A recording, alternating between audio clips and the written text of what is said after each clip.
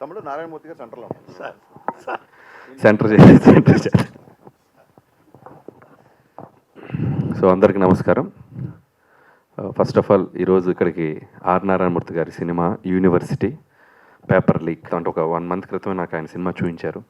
ఆయన సామాజిక అంశాల మీద ఒక సినిమా తీయాలంటే అది కొన్ని డెకేడ్స్ బ్యాకే మనం చూసాం. ఆర్ నారాయణమూర్తి గారు ఎన్ని సామాజిక అంశాలను ఆయన టచ్ చేశారు.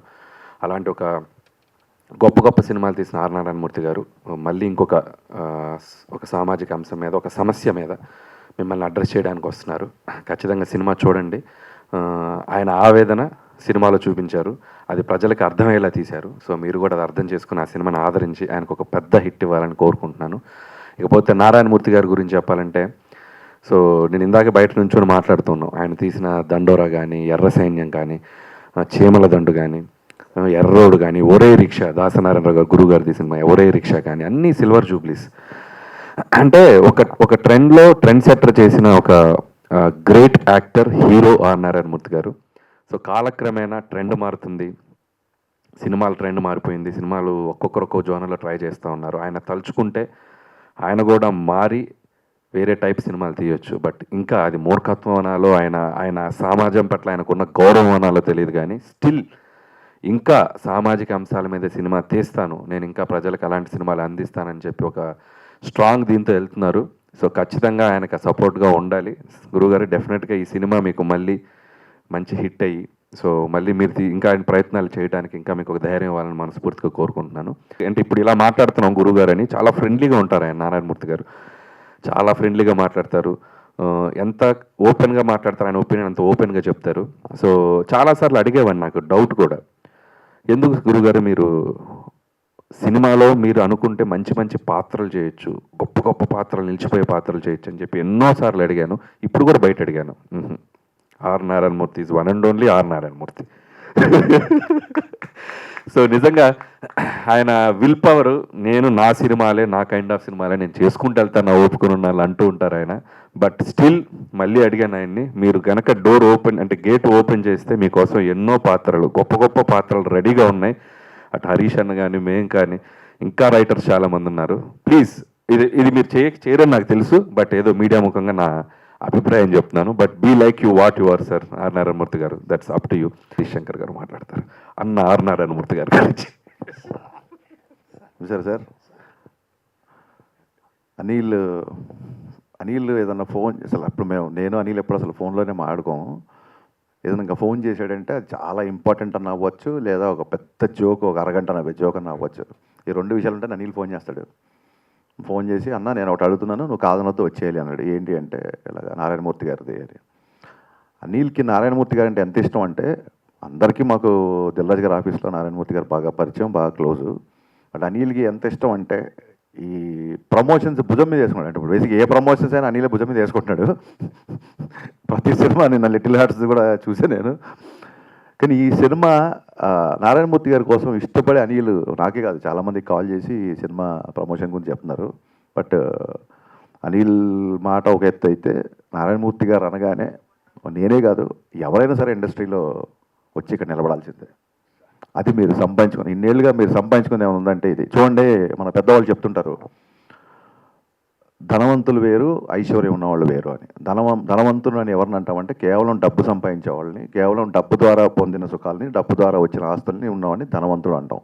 ఐశ్వర్యం అంటే ఆనందం, ఆరోగ్యం, నచ్చిన పని చేసే స్వాతంత్రం, ఇవన్నీ ఉన్నవాళ్ళని ఐశ్వర్యవంతుడు అంటారు. ఈ లెక్కను చూసుకుంటే ఇండస్ట్రీలో అందరికంటే పెద్ద ఐశ్వర్యవంతుడు నారాయణమూర్తి గారు మాత్రమే. ఇందాక అనిల్ చెప్పినట్టు ప్రతి డైరెక్టర్, ఇండస్ట్రీలో ఉన్న ప్రతి డైరెక్టర్ ఆయనకి ఒక విలన్ పాత్ర అవ్వచ్చు, మంచి క్యారెక్టర్ ఆర్టిస్ట్ పాత్ర అవ్వచ్చు, ఒక రెస్పాన్సిబిలిటీ ఉన్న ఒక తండ్రి పాత్ర అవ్వచ్చు, చాలా పెద్ద పాత్రలు కోట్లల్లో, నా ముందే కోట్లల్లో ఆఫర్స్ వచ్చినాయి ఆయనకి.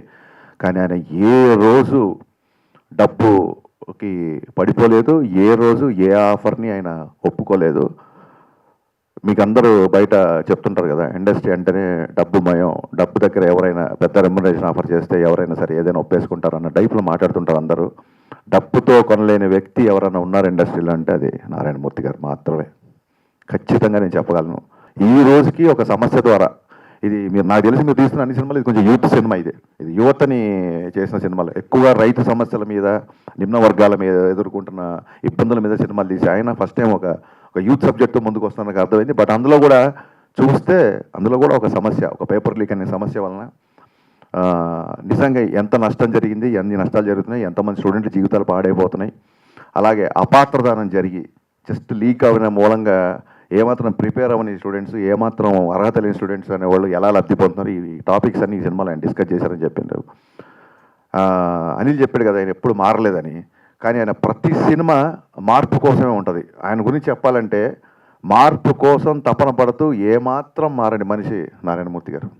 ఇది ఇది ఇది చాలా పెద్ద విషయం. ఇది ఆయనకు వచ్చిన సక్సెస్కి, ఆయన సినిమాలు కలెక్ట్ చేసిన రెవెన్యూస్కి కారు కాదు, ఆయన తలుచుకుంటే చేపలు కూడా తిరగవచ్చు ఆ టైంలో. ఇంత నిరాడంబరంగా ఉన్న, అందుకే పీపుల్ స్టార్ అంటారు ఆయన. Is the real star, is the only people star. And ఖచ్చితంగా ఈ సినిమా మీరు అనుకున్న విజయాన్ని సాధించాలని మనస్ఫూర్తిగా కోరుకుంటూ, మీరు ఇలాంటి సందర్భాలలో మమ్మల్ని పిలిచి మాకు కూడా కాస్త ఒక రెస్పెక్ట్, గౌరవం కలిగేలా చేసినందుకు మీకు మనస్ఫూర్తిగా ధన్యవాదాలు చెప్పుకుంటున్నాను. నా విజ్ఞప్తిని మన్నించి ఇంత బిజీ టైంలో ఇద్దరు రావడం నిజంగానే చూడడానికి వీల్లేదు, ఎందుకంటే కుదరలేదు. నిజంగానే బిజీగా ఉన్నాను. నేను లాస్ట్ 40 రోజుల నుంచి పవన్ కళ్యాణ్ గారితో డే అండ్ నైట్ షూటింగ్ చేసి ఉస్తాద్ భగత్ సింగ్ సినిమా ఫినిష్ చేసే పనిలో ఉన్నాం.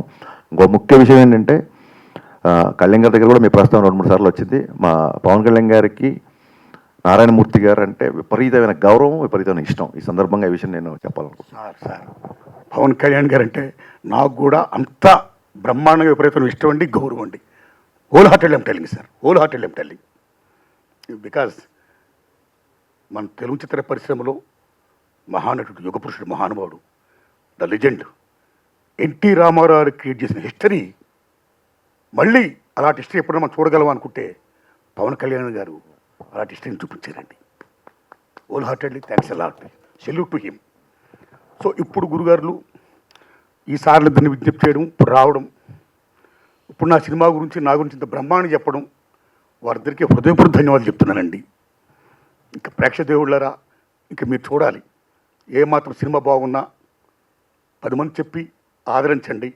ఇంకా ఇలా చిత్రాలు తీయడానికి నాకు శక్తిని ప్రసాదించండి సార్. థ్యాంక్ యూ నారాయణమూర్తి గారు, చివరికి ఎలాగైనా మా సినిమాలో నటించడానికి ఒప్పుకున్నారు. Thank you so much. ఆ క్రెడిట్ అనిల్ రాయపూడికి వెళ్తుంది. థ్యాంక్ యూ తమ్ముడు. ఇక్కడ చూడండి, ఇక్కడి నుంచి మిమ్మల్ని ఎలా చూపిస్తాం. సార్ అయ్యయ్యా, నేనేం ఒప్పుకోలేదు, క్షమించండి. మరలా మాట అంటే దాన్ని నిలబడి ఉండాలి. జస్ట్ జోక్ చేశాను. నారాయణమూర్తి గారు ఓకే.